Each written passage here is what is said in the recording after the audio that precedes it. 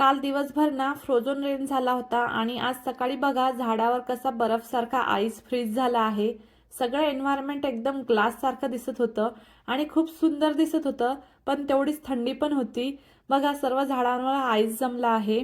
सकाळी आरोहला स्कूलला सोडायला आली तेव्हा हे सगळं बघून मला खरंच खूप मस्त वाटलं, पण आज थोडा उशीरच झाला होता आणि उशीर झाल्यामुळे स्कूलला आल्यावर आधी साइन इन करावं लागलं। बघा लाईनमध्ये राहून साइन इन केलं, जे लेट झाले होते ते सर्व साइन इन करत होते।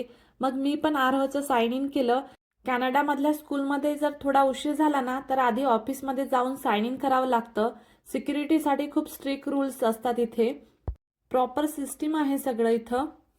आणि मग आरोहला क्लासमध्ये सोडलं आणि मी घरी आले आणि घरी आल्यावर नेहमीची कामं आवरली आणि ना आज अभि बाहेर गेला होता आणि तिकडून येतानाच त्याने छान ताज्या भाज्या आणि फ्रुट्स घेऊन आला।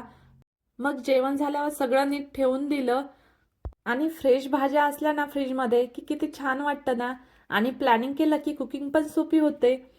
आणि इथे कसं आहे ना, वीकली ग्रोसरी प्लॅनिंग करावी लागते, नाहीतर परत बाहेर जायला लागतं।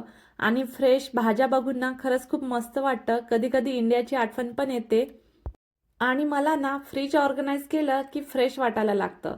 मी भाज्या अशा छान वेगवेगळ्या पेपरमध्ये ठेवते, म्हणजे यूज करायला इझी पडतं आणि मील प्रेप थोडं केलं की दिवस पण खूप स्मूथ जातो।